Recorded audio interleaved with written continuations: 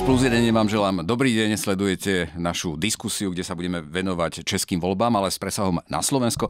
Mojím dnešným hosťom je odborník na politický marketing, pán Tomáš Buzek. Vítajte, dobrý deň. Dobrý deň. Ďakujem pekne, že ste mierili aj na Slovensku, že ste prišli do štúdia Plus 1 deň. Samozrejme, ako vravím, výsledok českých volieb zrejme ovplyvní aj česko-slovenské vzťahy.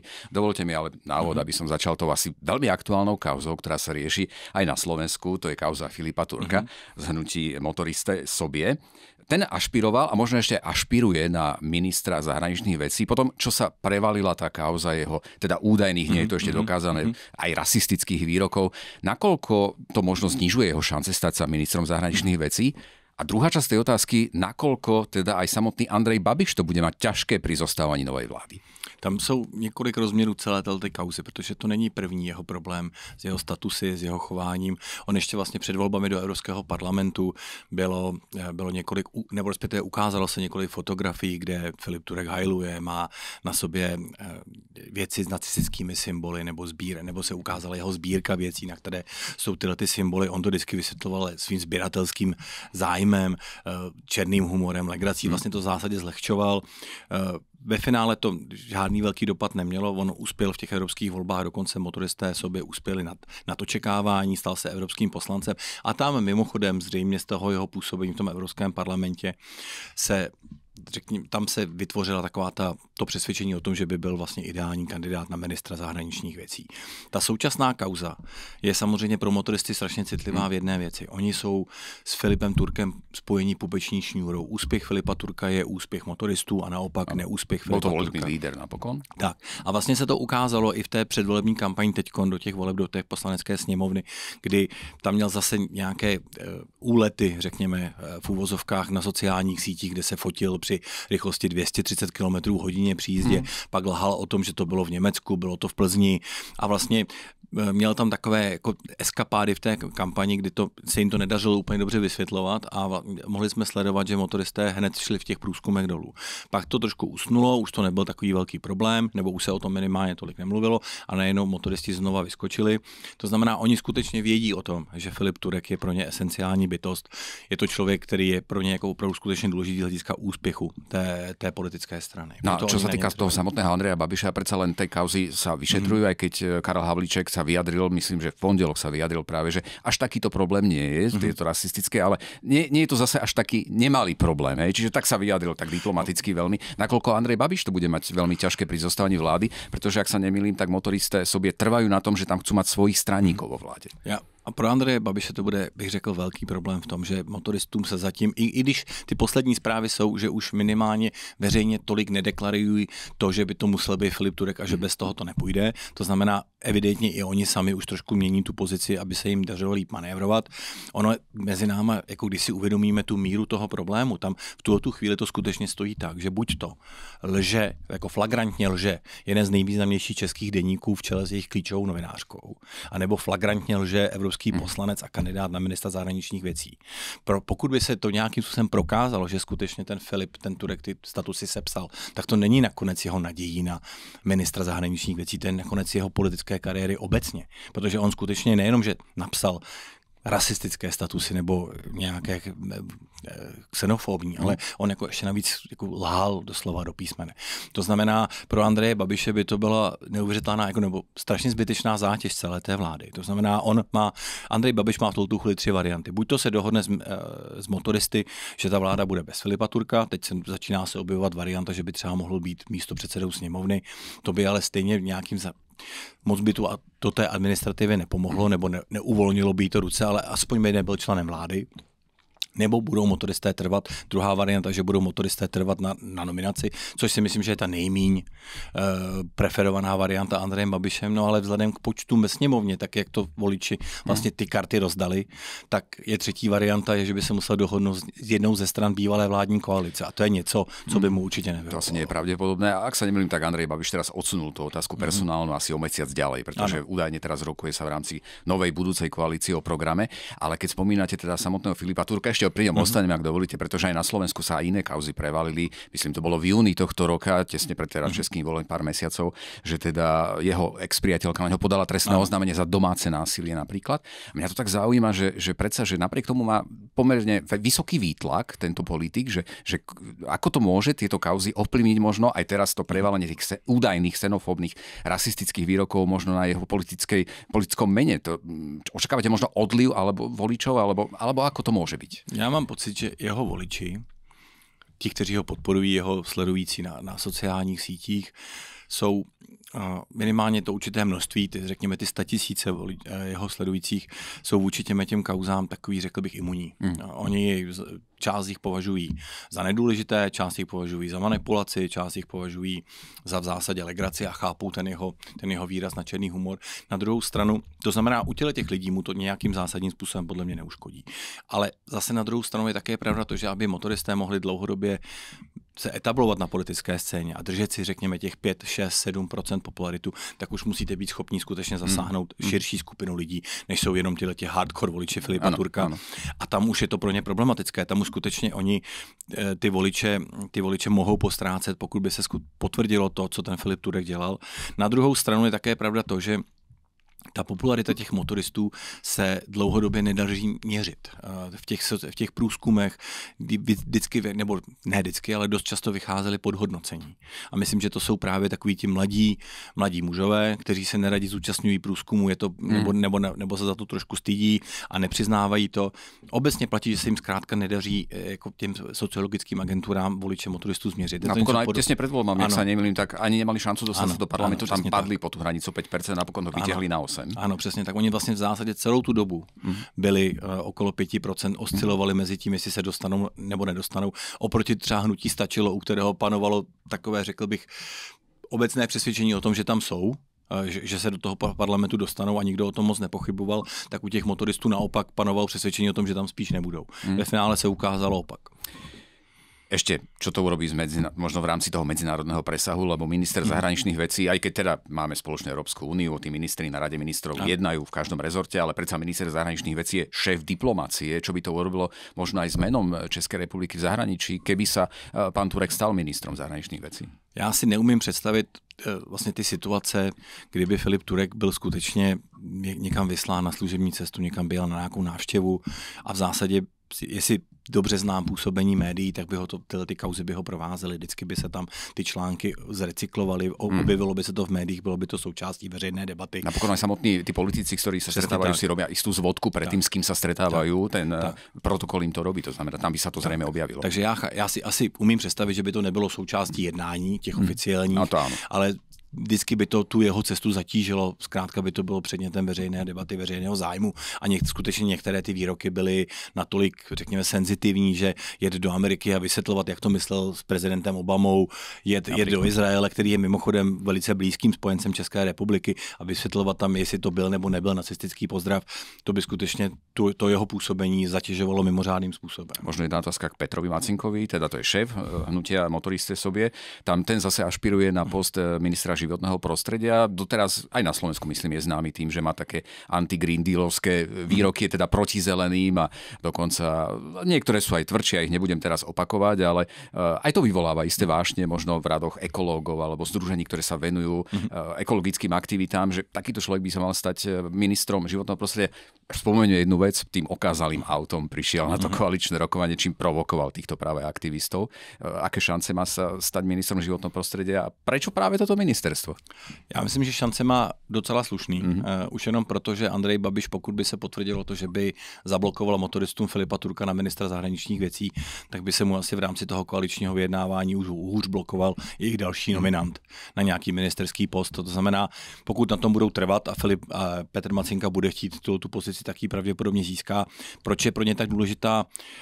Myslím si, že to má hodně společného vlastně s programem a s celkovým směřováním strany Motoristé sobě, kdy oni skutečně se profilují jako proti zelení, hovoří o zelených teroristech, právě skutečně protestují proti Green Dealu a to znamená působení na Ministerstvu pro životní prostředí by jim asi mohlo umožnit se zkrátka proti té politice profilovat, ukázat, jak se dá dělat podle jejich názoru nezeleně a zkrátka by jim to umožnilo hovořit o těch tématech, která jsou pro ně blízká, která oni cítí jako, že jim pomáhají u jejich voličů a jsou pro jejich voliče důležitá. To znamená, to je zřejmě ten hlavní důvod, protože to má paradoxně největší jako velký průnik s jejich programem, byť asi z opačné role, než bychom to očekávali, ne opozice. Pán Buzek, vedomíme sa trošku aj teda víťazovi voliek, ktorý pochádza zo Slovenska. Nedá mi, prepáčte, ak ste návšteva v Českej republike sa opýtať, ako je možné, že tá Česká republika si zvolí slovenského premiéra, tak ak môžeme povedať, aj keď dlhé roky žije samozrejme v České republike. No, Andrej Babiš je dlouhodobě jeden z nejpopulárnějších politiků v České republice. Myslím si, že dlouhodobě nejpopulárnější politik v České republice. Mimochodem má velkou skupinu faninek. Vlastně mezi jeho nejvěrnější voliče jsou ženy středního věku a starší. Takže on vlastně, ten jeho příběh, jeho celkové vystupování mu skutečně umožňuje se jako udržovat na vysokých pozicích toho žebříčku popularity. On zároveň má, řekněme, zajímavý příběh, který těm lidem imponuje.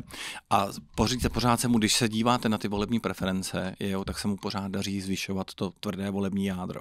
On vlastně v zásadě teďkon pracuje s nějakým volebním jádrem 25 a více procent, což je jako fakt jako solidní podpora na to, abyste s tím dokázali pracovat. Takže ta jeho politika, a je to ještě mimochodem zajímavé v tom ohledu, že on, když začínal, tak byl spíš pravicový politik, pak se přesunul na střed a teď on se profiluje jako jediná levicová strana. Ano. A ty voliči jsou mimochodem podle mého názoru naprosté většině pořád stejní. Ale umožňuje mu to zkrátka taková ta programová přizpůsobivost hnutí ANO, kdy vlastně oni nemají, řekněme, jednu velkou politiku nebo jeden takový hlavní programový směr, vytrhávají si témata, která zpracovávají z toho úhlu pohledu, který vyhovuje jim a jejich voličům. To znamená, oni jsou programově flexibilní a je to spíš jenom o tom, jak o tom zrovna konkrétně Andrej Babiš hovoří, jestli to je pravice, levice, střed. Ja som sledoval samozrejme aj v finále tej predvolebnej kampane, aj debaty, potom aj som prepínal rôzne televízie a portály počas toho povolebného popoludnia a skutočne Andrej Babiš sa úprimne tešil, získal historicky najvyšší volebný výsledok v rámci svojich volieb. A otázka, mne tak hneď tak skreslo tak niekde v hlave, že či tá radosť nie je až taká prílišná vzhľadom na to, že bolo jasné, že s kým asi bude musieť ísť do tej vládnej koalície. Nakoľko je pre ňo štandardné byť s motoristami, OK, ale aj s SPD Tomia Okamuru, ktorý teda sa skôr radí k tej extremistickej strane teda politického spektra. Já myslím, že on se primárně radoval z toho pocitu zadosti učinění, že se mu podařilo znovu uspět a bude premiér. To byl primární zdroj té jeho radosti. U Tomia Okamury tam je to vztah jako složitější trošičku protože on mu zazlívá, že ho nepodpořil v té prezidentské volbě proti současnému českému prezidentovi Petru Pavlovi a ten vztah je tam zkrátka komplikovaný. Na druhou stranu si myslím, že Andrej Babiš věděl, že ta jednání povede, teď to řeknu možná hůř, než to myslím, ale jako s neskušenými partnery. Ani SPD byť je dlouho už parlamentní stranou, tak nikdy nezastávala vládní funkce, motoristé ještě vůbec parlamentu nebyli, to znamená, on věděl, že začíná vyjednávání a případně povládne s výrazně juniornějšími partnery a to nejenom, co se týká velikosti poslaneckého klubu, kdy skutečně on má násobně větší klub než oni, ale i také, co se týká politických zkušeností a schopností vyjednávat. To znamená, pro něj to možná bylo nebo je jednodušší vyjednávat si ty podmínky té koaliční spolupráce s těmato dvěma stranami, než kdyby se to měl vyjednávat s nějakou větší, zkušenějších stran, které jsou ve sněmovně dlouho, ale tam to bylo skutečně komplikované v tom, že ty zbývající strany jsou všechny té bývalé vládní koalice. Áno, ale SPD a Tomio Okamura na kandidátku dal viacerých, teda možno aj lídrov iných strán. Ja to tak pripodobním aj našim divákom a čitateľom, že na Slovensku to bola Slovenská národná strana Andreja Danka, kde mali rôzni iní lídri tých maličkých strán teda šancu dostať sa do parlamentu. Tuto spôsobilo teda ani nie 2 roky, rok a pol po voľbách, teda skutočne silnú vládnu krízu, ktorá trvala niekoľko mesiacov, potom to napokon uhral nejak Robert Fico takými špeciálnymi dohodami. Nehrozí to možno nejaký podobný scenár Andrejovi Babišovi, že nakoľko tí ľudia okolo Tomia Okamuru sú skutočne neriadené strely v budúcnosti? Ono to také bylo součástí předvolební kampaně, kdy na to řada lidí upozorňovala, že se Tomiovi Okamurovi stane to samé, co se stalo Andreji Dankovi tady na Slovensku, ale také jemu se ale teda mimochodem podařilo to, že on ty svoje, protože oni byli 4 koaliční strany, by to nebyla oficiálně přiznaná koalice a jemu se podařilo to, že on jim vlastně dal až trošku nedůstojné podmínky, že oni získali, myslím, 3 lídry.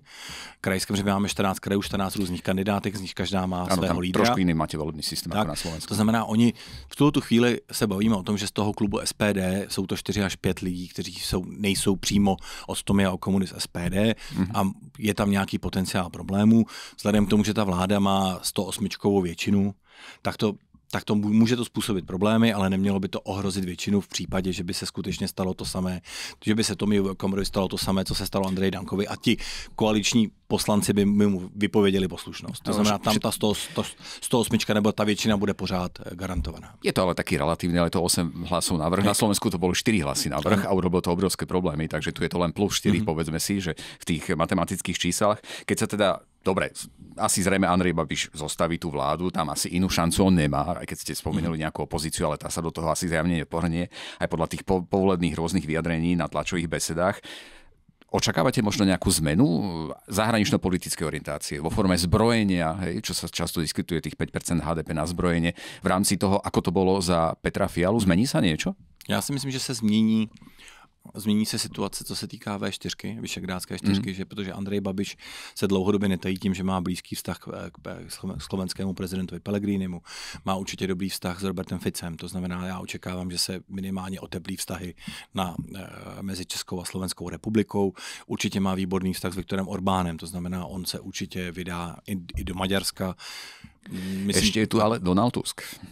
Ale zároveň je tady nový prezident polský. A ještě tam je pán Národský. A tam si myslím, že by ta cesta měla být snažší. Ano. To znamená, myslím si, že určitě se oteplí vztahy ve V4 a také platí to, že Evropská unie, ať už Green Deal nebo ETS 2, vlastně Delta, to jsou témata, kdy Česká republika má dost společných zájmů, ať už se Slovenskem, s Maďarskem, ale s dalšími státy. To znamená nějaká, aby se k těm evropským otázkám stavěla Česká republika společně s dalšími zeměmi, je na to ta V4 ideální platforma a myslím si, že vztahy Andreje Babiše na zahraniční, ať už na Slovensku nebo Maďarsku, případně i v tom Polsku, nahrávají tomu, aby se ta V4 znovu vrátila do hry v mnohem větší míře, než tomu doteďka bylo. Možno pre predstavu, tak V4 má asi 64-65 miliónov obyvateľov, Európska únia 27, 450, aby mali možno ľudia predstavu, že teda aká je to sila. Bola, kedy skutočne toto zoskupenie malo silný hlas v rámci Európskej únie.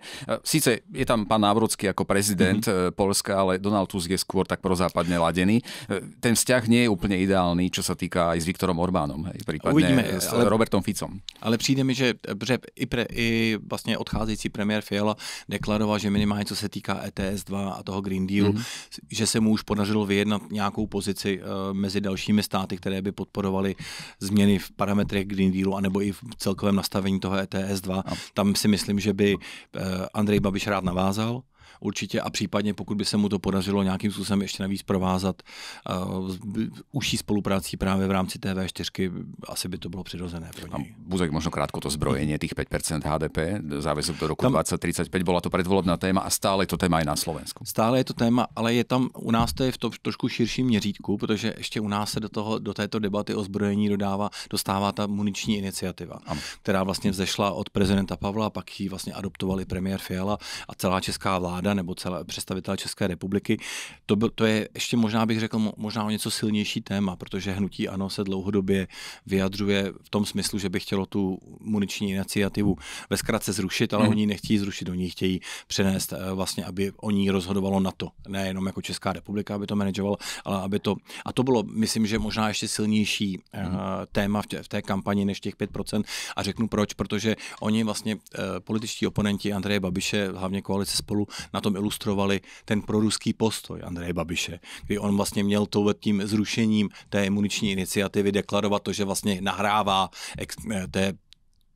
tomu útoku Polska na Ukrajinu, že chce omezit schopnost Ukrajiny se bránit. To znamená, tohle je možná ještě citlivější než těch 5%, zároveň ale platí s tím, že skutečně hnutí ANO je velice opatrné s tím, do jaké míry je ochotné říct dopředu, kolik procent se bude do toho rozpočtu na to odvádět. Myslím si, že 5% si neumí oni představit a teď jde o to, do jaké míry se shodnou na tom, jak bude se ten příspěvek do toho rozpočtu navyšovat. Je to 3,5 plus 1,5%, na tie duálne projekty 1,5%. Na Slovensku, ako vravím, je to veľká téma. Premiér Fico dokonca do volieb 2027 teda povedal, že sa nebude na 2% HDP zvyšovať. Ono to možno súvisí aj práve s tými vyjadreniami Andreja Babiša v tých predvolebných debatách, kde teda ohlásil masívne sociálne posilnenie alebo posilnenie sociálneho programu, zvyšovanie platov teda štátnych zamestnancov. Povedal, že toto prinesie jeho vláda. Otázka je, teda vy budete poznať lepšie tie české ekonomické reálie. Je to reálne, alebo ide viac menej o predvolebný slib? Ne, určitě jde primárně o předvolební slib. Zároveň ale také platí to, ono to souvisí celkově s tím tematickým rozdělením té kampaně.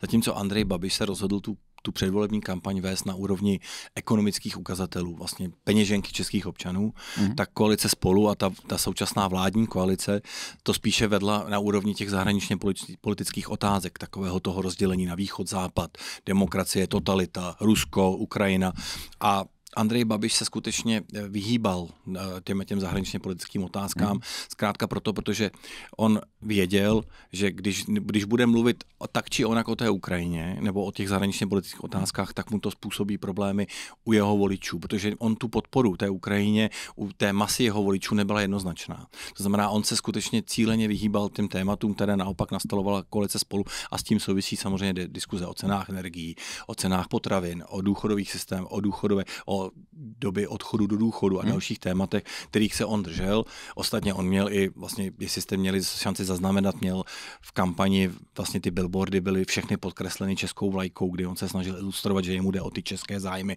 o ty česká témata.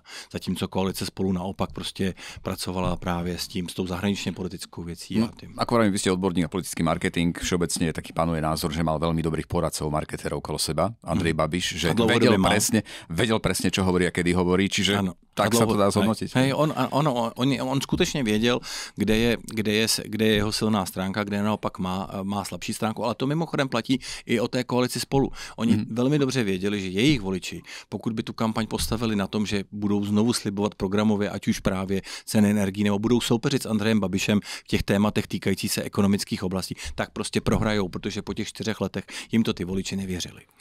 Ale naopak zjistili a dobře to odhadli, že ta kampaň bude fungovat jedině v případě, že ty lidi vystraší, že namalují jim ten obrázek toho, co se stane, když Andrej Babiš vyhraje volby, jakým způsobem se posune Česká republika, kam se posune naše zahraničně politické směřování. A na tom tu kampaň postavili. Mimochodem to postavili velice dobře a zafungovalo. Ja sa opýtam aj na tú samozrejme nastávajúcu alebo stávajíci opozíciu, ktorá teda zrejme bude veľmi pravdepodobná. Aspoň zo pár otázok. Medzivládne konzultácie, to nesmiem vynechať túto otázku, pretože tu zavládla na Slovensku pozitívna nálada, že Andrej Babiš istotne obnoví tieto konzultácie. Oni boli zmrazené v marci roku 2024, vtedy ako sa náš minister Juraj Blanár stretol so Sergejom Lavrovom. Potom tam boli rôzne výroky Roberta Fica o vojnových štváčoch ako Česká republika a podobne. Očakávate teda naozaj zlepšenie vzťahov?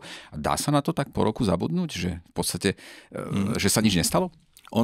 Andrej Babiš na to podle mě nemusí zapomínat, protože on to kritizoval od začátku. Vlastně ve chvíli, kdy se česká vláda rozhodla ty vztahy, řekněme, trošku ochladit a snížit tu intenzitu těch společných jednání, tak Andrej Babiš to od začátku kritizoval. Takže on nemusí na nic zapomenout. On, myslím, že přirozeně naváže tam, kde skončil jako premiér, když odcházel vlastně po covidu v tom roce 2021. Petr Fiala. Čo s ním? On už ohlásil verejne, že nebude kandidovať na šéfa jeho strany ODS. Očakávate možno aj odchod z politiky? Ale respektíve návrat na akademickú pôdu, lebo sú to také možno špekulácie, že teda predsa je to premiér, bývalý premiér v tých poslaneckých hlaviciach. Vieme, čo to urobilo na Slovensku, keď si Robert Fico sadol do tých poslaneckých hlavíc a boli rôzne z toho fotografie a asi sa necítil najpríjemnejšie. Čo je jeho budúcnosť Petra Fialu? Myslím si, že tam do značné míry bude rozhodující to, a teď možná půjdu do příliš velkého detailu, ale koalice Spolu kandidovali, byly tam 3 strany, které kandidovaly, bylo to ODS, TOP 09 a KDU-ČSL. Tyhle 3 strany mezi sebou, i když kandidovali společně, vedli kroužkovací kampaně, kdy ti jednotliví kandidáti se snažili získat podporu voličů, aby je vykroužkovali. Já si teď nejsem jistý a trošku mi to mrzí, že jsem si to neskontroloval, ale Petr Fiala podle mě, kdyby odešel ze sněmovny a skončil úplně v politice, tak si nejsem jistý, kdo je jeho náhradník na místo poslance v poslanecké sněmovně. A myslím si, že by pro ODSku nebylo moc dobré, ať už vnitřně nebo řekněme i celkově jako z toho vnějšího pohledu veřejnosti, kdyby přišli o dalšího poslance. To znamená, pokud tam vychází, že by Petra Fialu nahradil poslanec za KDU-ČSL nebo TOP 09, tak si myslím, že nikdo z ODSky nebude tlačit na odchod Petra Fialy ze sněmovny. Oni mu zkrátka řeknou, ano, jdi učit, choď na univerzitu, jezdi si po světě, přednášej, ale vždycky tady na ty jednání buď, když bude potřeba hlasovat, aby jsme nepřišli o ten poslanecký mandát. Samozrejme, je to politická matematika, tak môžeme povedať, ale špekuluje sa aj o tejto veci, že čo bude vlastne s koalíciou Spolu. Či ešte má zmysel, lebo ja som si všimol aj v rámci Spolu, keď malo vyhlásenie tlačové, teda, alebo tú tlačovú besedu tesne po volebných výsledkoch alebo pri tých priebežných volebných výsledkoch, tak som mal pocit, že skôr tí lídri sa tak stávajú za svoje strany. Dokáže táto koalícia prežiť ako koalícia v opozícii? Má to zmysel vôbec politicky? Jako neslyšíte tam hlasy, které by příliš hlasitě křičely o pokračování koalice Spolu. To asi souvisí i s tím, že vlastně největší zastánci v té dominantní strany té trojkoalice, to znamená v ODS, ať už Petr Fiala nebo Zbyněk Stanjura, vlastně Petr Fiala končí jako v pozici předsedy a i v pozici premiéra. Zbyněk Stanjura se ani nedostal do sněmovny. To znamená, ti největší zastánci v rámci ODS ustoupili ze svých pozic. To znamená, neslyšíte hlasité zastánce, byť ještě nepadlo definitivní rozhodnutí o tom, jestli se bude nebo nebude pokračovat, tak obecně panuje spíš přesvědčení o tom, že by se minimálně na nějaké období zkrátka ty strany rozešly, ale je klidně možné, protože v příštím roce jsou u nás komunální volby, že v některých větších městech nebo na nějakých oblastech se dojde k reinkarnaci toho Spolu, budou znovu kandidovat společně, nebo se případně k tomu se udělá jiná spolupráce třeba ze Starosty a nezávislými. To znamená, v tuto chvíli nepadlo ještě finální rozhodnutí, ale že by byl slyšet nějaký skutečný křikot o tom, že se musí pokračovat dále jako Spolu, to neslyšíme. Asi to aj politicky nedáva nejaký zmysel. Teraz každý líder to bude hrať na seba, na svoju stranu, lebo sme na začiatku ďalšieho volebného obdobia. A hlavně ty výsledky jako nebyly sice tak špatné, jak se vlastně malovaly ty obrázky, že skutečně nepřijdou ti zklamaní voliči Spolu a to bude to velký propad, tak ten konečný výsledek přes těch 23% není vlastně špatný v kontextu těch očekávání, ale zase to není nic, co by řekněme pro ty strany, které v tom Spolu jsou zúčastněné, jim dávalo nějaký velký impuls v tom pokračovat. Kateřina Konečná, stačilo, tá sa do parlamentu nedostala úroveň 5%, bolo vidieť sklamanie. Otázka je teda, čo jej voliči možno, ktorí teda, lebo zaznievalo na druhej strane taká veľká radosť viacerých politických strán, že sa komunisti nedostali do parlamentu. Na druhej strane, kam sa tí voliči prelejú, alebo má vôbec Kateřina Konečná nejakú šancu na prežitie v rámci hnutia, politické prežitie v rámci hnutia stačilo? Podle mě tam se staly dvě věci, které byly, bych řekl, velice důležité. První byl Andrej Babiš a jeho vystoupení v těch televizních debatách, kdy on skutečně řekl, že nepřipustí tu programovou prioritu hnutí stačilo, to znamená referendum o NATO a Evropské unii. Zároveň jasně deklaroval, že s ním nikdy nebude spolupracovat na vládní úrovni. A vzhledem k tomu, že hnutí ANO a hnutí stačilo mělo jako relativně velký překryv voličů. To mohlo u řady z nich, bavíme se o 2-3%, tak u těch procent to mohlo znamenat ten přeliv, že radši šli volit hnutí ANO. Jistou stranu, která se dostane a která vlastně jim splní, budou na straně vítězů. To je jedna věc. Druhá věc je, že myslím si, že hnutí stačilo s jejich celkovou zahraniční politickou orientací, s tím jejich programem zaměřený na mír, což ale bohužel v české veřejné debatě, když mluvíte o míru, tak jste proruští. Byť to není zcela korektní, tak to tak zkrátka v té naší debatě panuje. To znamená, ta jejich programová orientace skutečně přišla, nebo respektive ty volby se konaly v době, kdy to bylo to nejméně vhodné. Naopak došlo k eskalaci té mezinárodní situace, kdy Rusko narušilo vzdušný prostor, ať už Polska nebo Estonska. A ta debata byla skutečně vyostřená. To znamená, to mohlo řadu voličů přenést zpátky k Andreji Babišovi, nebo respektive přivést k Andrejovi Babišovi, protože tam si myslím, že se většina z nich ocitla. A vlastně Kateřina Konečná ve finále získala počet hlasů, který tak nějak bych řekl odpovídá počtu těch autentických komunistických voličů, které ještě hnutí stačilo mělo. A politicky prežije Kateřina Konečná? Je poslankyňa Európskeho parlamentu, to vieme, ale či hnutie stačilo, má nejakú budúcnosť, lebo já si myslím, že ďalšie 4 roky predsa museli by vyvíjať nejakú činnosť politickú. Ohledně budoucnosti Kateřiny Konečné bych úplně strach neměl, protože ona, jak jste řekl, ona je členkou Evropského parlamentu, ale zároveň se všichni vlastně tak nějak shodují na tom, že ona je skutečně mimořádně talentovaná politička. To znamená, já bych o jejich osobní budoucnost bych strach neměl. Je otázka samozřejmě, jak se dál povede v hnutí Stačilo, jestli ona zůstane nějak na čele, jestli tam ti současní představitelé rezignují nebo se budou dále, anebo dojde k nějakému přeskupení sil, ke změně tváří. Také je otázka, jak se bude chovat komunistická strana, jestli se úplně integruje do Stačilo, nebo se bude dál naopak se rozhodne profilovat samostatně, protože v České republice je to skutečně citlivá věc. A ta rozhodnutí nejbližší budoucnosti rozhodnou o tom, jak to bude s hnutím Stačilo. Máme skutočne už málo času, ja položím ešte jednu otázku a tá sa bude týkať Pirátov. Tam Zdeněk Žip teda, ja to poviem tak trošku úsmevne na záver, teda on povedal jasne, že chce byť opozíciou voči nastávajúcej vládnej koalícii, ale predsa má tam veľa žien okolo seba, dokonca sa tam dostali aj Privela. No, niekto by řekl až Privela. To sa vás chcem skutočne opýtať, pán Buzek, pretože sa tam dostali aj dve členky teda strany Zelených. Jedna z nich má takú zaujímavú funkciu. Ja to nebudem rozoberať, to si niekto môže dohľadať, nechcem to fakt znevažovať, ale rozhodne, že či sa to, nech mi je prepáčené, trošku nedostávaš takéto feministické hnutie do Pirátov, či možno tá strana Piráti sa pre ďalšie voľby, už veľmi uvažujem dopredu a špekulujem, nemôže stať ako si baštou pre nejaké ženy, ktoré by chceli práve viac žien v politike napríklad. Tak ono se už v Čechách žertuje o tom, že by se měli Piráti přejmenovat na Pirátky, aby to více odpovídalo tomu jejich nejužšímu vedení nebo jejich poslaneckému klubu. Tam u Pirátů byla strašně zajímavá jedna věc té kampani, kdy oni byli 3 roky součástí té vládní koalice Petra Fialy, integrální, měli z té vlády odešli nebo byli vyhozeni, podle toho, koho se zeptáte. Potom skandálu s tou digitalizací stavebního řízení, což pro ně, kteří se opírali o digitalizaci, o IT, o takové ty moderní trendy, bylo skutečně citlivé, tak oni odešli s relativně velkou ostudou z té vlády, ale ten rok do těch voleb se jim podařilo využít skutečně k tomu přelakování, přebarvení Pirátů z vládní strany na opoziční. Mimořádně se jim podařila kampaň, kdy skutečně Zdeněk Hřib, i Ivan Bartoš, ale i další představitelé Pirátů fungovali velice dobře. Ta kampaň byla přišitá na míru, měla správný nadhled, měla jako správný šmrnc. To znamená, oni to skutečně dokázali překlopit do toho volebního úspěchu. Je samozřejmě otázka, do jaké míry se jim podaří ten navýšený vliv nějak překlopit do skutečné politické moci, protože teď jsme mohli slyšet, že vlastně Piráti ani nebyli pozváni k tomu, aby měli místo předsedu sněmovny, nedostali nabídku na předsedy poslaneckých klubů, respektive poslaneckých výborů. To znamená, je samozřejmě otázka, co to bude reálně znamenat. Odborník na politický marketing Tomáš Buzek, ďakujem, že ste prišli do Plus jednotky. Ďakujem za zaujímavý rozhovor. Děkuji moc za pozvání. Díky. Dovidenia.